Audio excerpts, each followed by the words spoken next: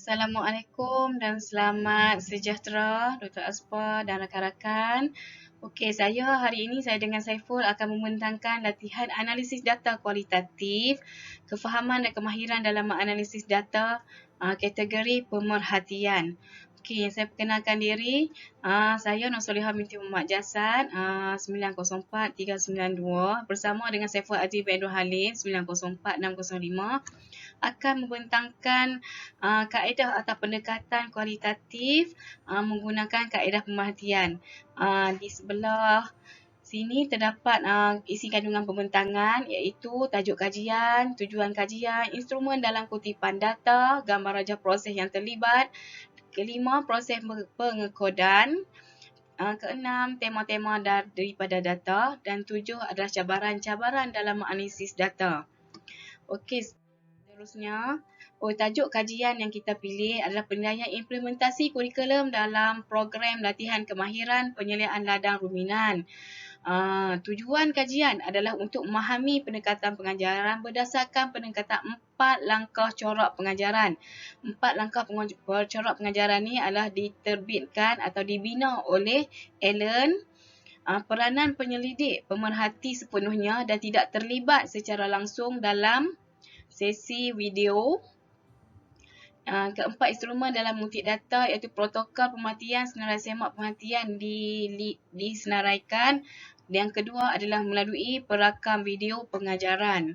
Okey, secara tidak langsung saya ingin mendefinisikan tentang apa itu kaedah pemerhatian. Kaedah pemerhatian merupakan satu kaedah penyelidikan yang digunakan untuk mengukur pemboleh ubah sesuatu penyelidikan.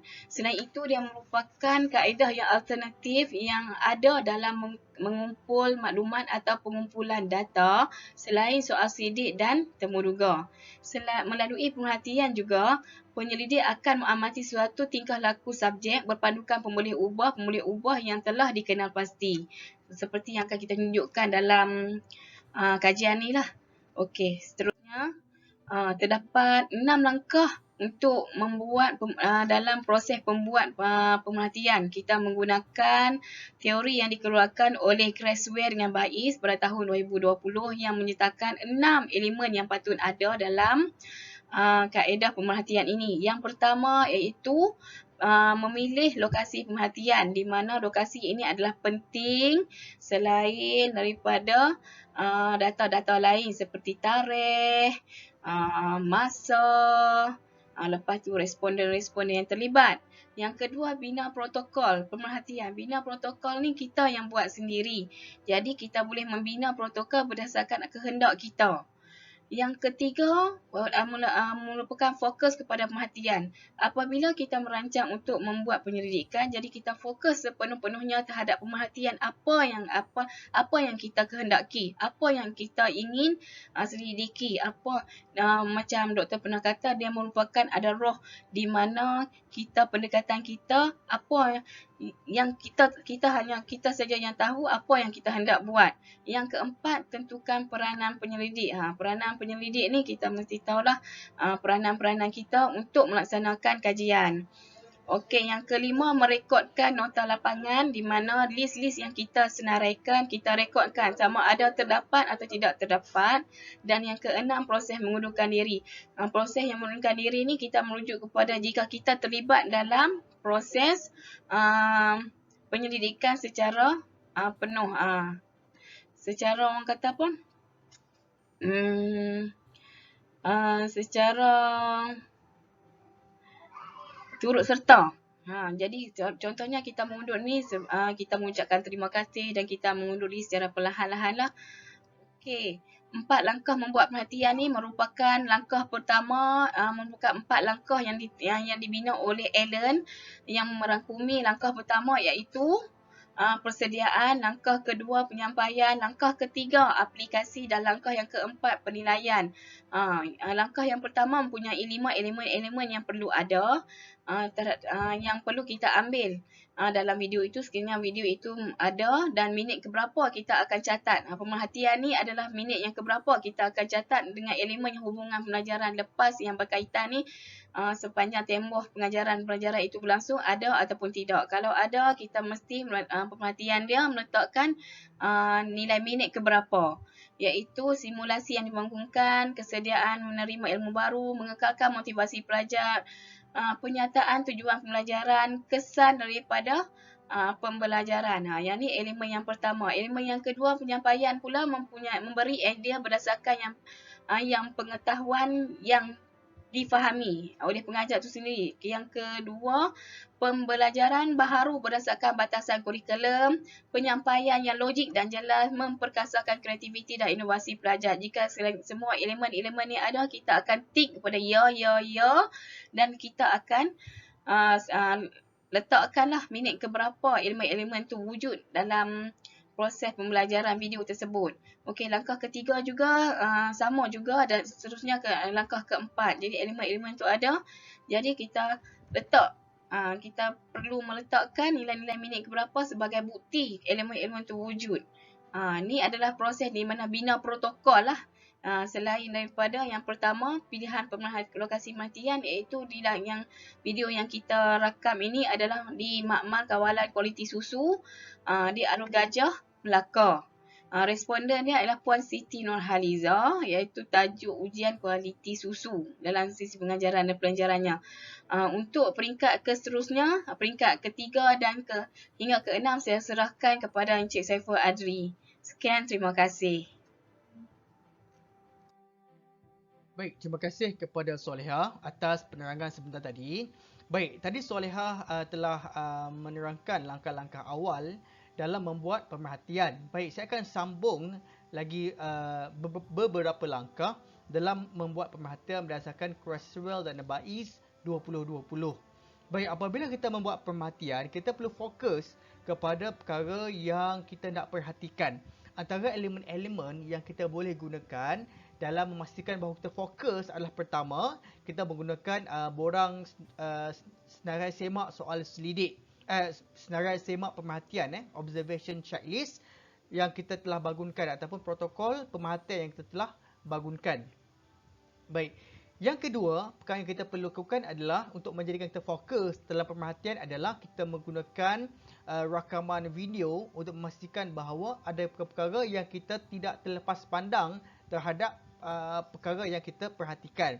Dewasa ini berbagai medium kamera yang kita boleh gunakan, antaranya GoPro yang lebih kecil dan sebagainya.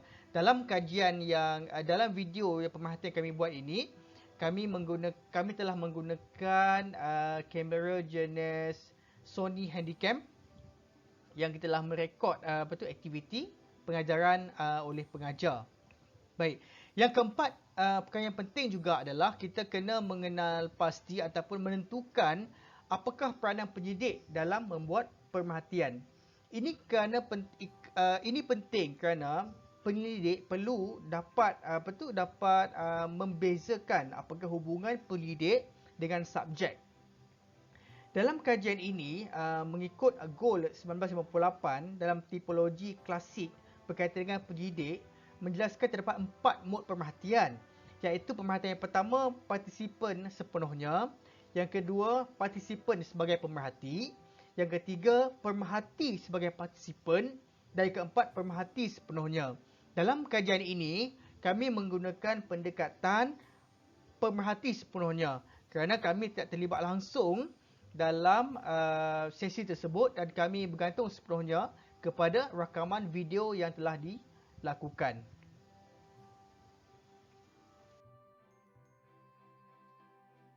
Baik,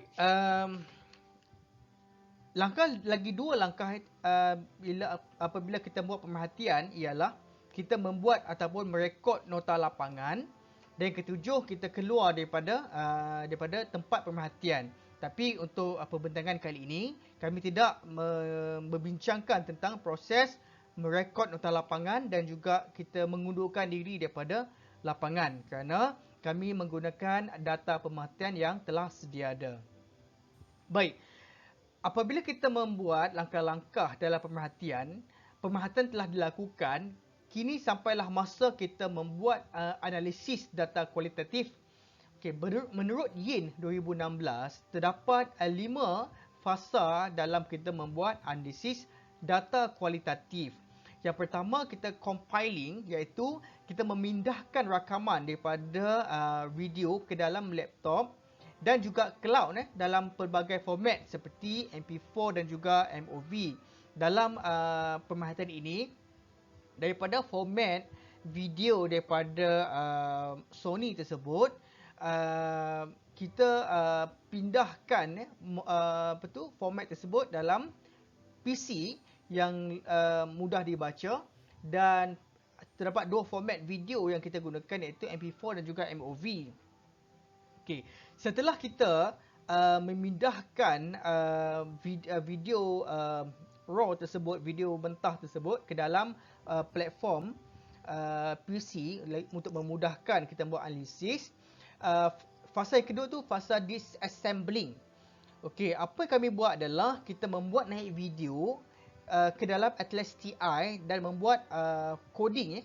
Okay, coding yang kita bangunkan adalah kita berbentuk predetermined ataupun deductive coding berdasarkan 4-step pattern yang teori 4-step pattern telah dibangunkan oleh penyidik, oleh scholars, dan juga menggunakan senarai semak pemerhatian yang kita buat tersebut untuk kita menganalisis video pengajaran yang telah dimuat turun ataupun dimuat naik ke dalam PC. Okey. Kenapa kita gunakan Atlas TI? Kerana apabila kami membuat data pemerhatian ini dalam bentuk video, kerana video ini dia mempunyai senggat-senggat masa, dan apabila kita menggunakan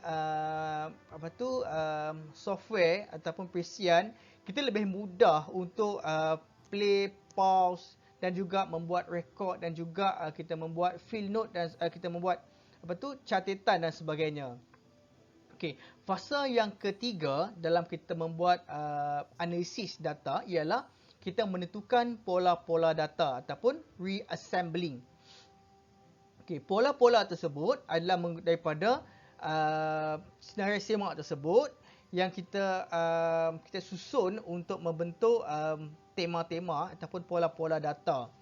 Okey, fasa yang keempat adalah fasa interpreting, iaitu membuat deskripsi dan juga penerangan berdasarkan kod dan juga tema yang telah dibentuk.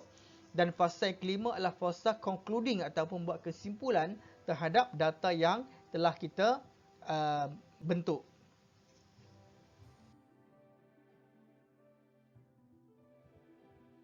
Proses mengekod ataupun membuat coding ini dalam menurut Yin, dia berada pada fasa yang kedua dan juga ketiga, iaitu assembling dan juga resembling.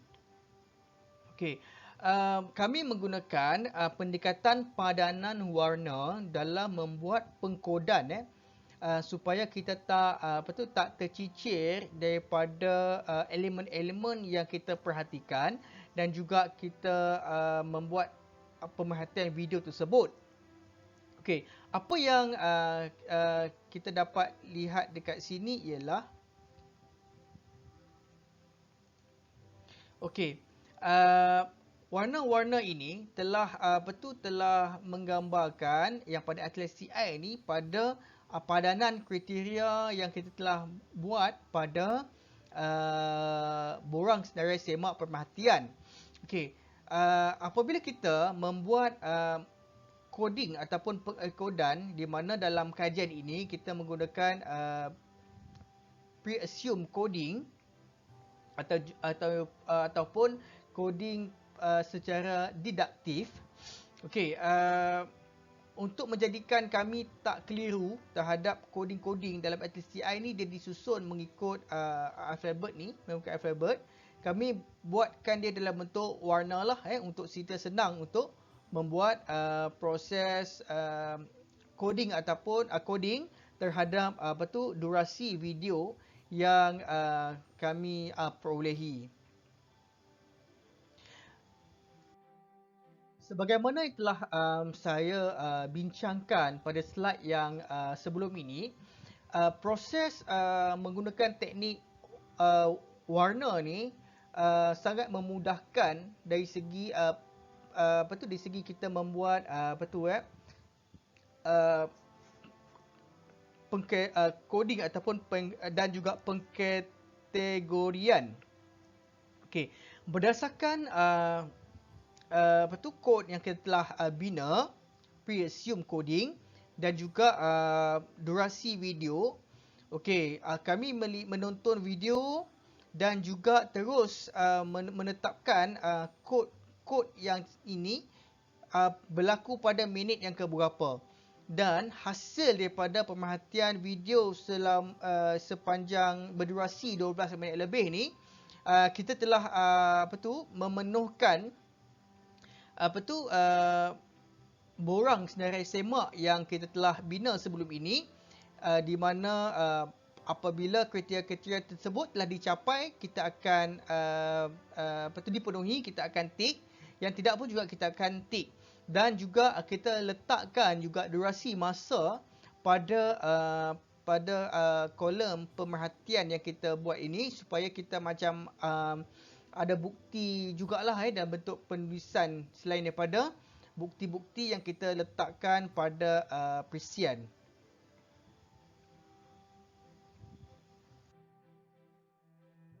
Kod-kod yang telah dibina pre-assume tadi tu berdasarkan warna-warna ni, kita akan kumpulkan kod ini dalam bentuk kumpulan ataupun kod group. Okey, kita juga boleh katakan kod group ni sebagai tema berkaitan dengan perkara-perkara yang kita telah tetapkan tadi. Dan apabila kita membuat kod group, warna ni juga membantu kita kan untuk kita pastikan bahawa tidak ada elemen-elemen yang kita tercicir apabila kita kita membuat pemetaan terhadap kod yang telah dibina, dengan juga apa yang kita dapati daripada data pemerhatian. Baik, untuk tugasan ini kita tak sampai untuk membuat konklusi terhadap pemerhatian tersebut. Okey, apa yang kita boleh dapat secara kasar berdasarkan satu sahaja data pemerhatian yang kita ada, kita tengok terdapat elemen-elemen yang tidak dicerap, kita tidak berjaya cerap dalam pemerhatian tersebut. Terdapat 3 elemen-elemen yang yang kita tidak berjaya cerap dan tidak terdapat dalam pengajar. Dan perkara ini kita sebenarnya boleh panjangkan dalam analisis dan juga dalam fasa kesimpulan dan juga perbincangan.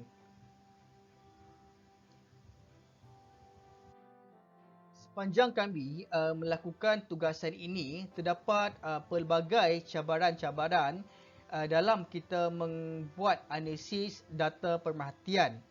Okey, cabaran yang pertama dalam menganalisis data pemerhatian adalah sampel mungkin berlakon apabila tingkah laku diperhatikan melalui rakaman video yang telah dibincangkan dalam kelas kita sebelum ini. Dan siapa-siapa pun apabila kita tahu bahawa dia akan dirakam tingkah laku dia akan behave lah dan tak mempamerkan tata kelakuan yang genuine, yang betul-betul asli. Cabaran yang kedua adalah berlaku bias oleh pemerhati disebabkan oleh faktor-faktor budaya, fahaman dan juga nilai murni.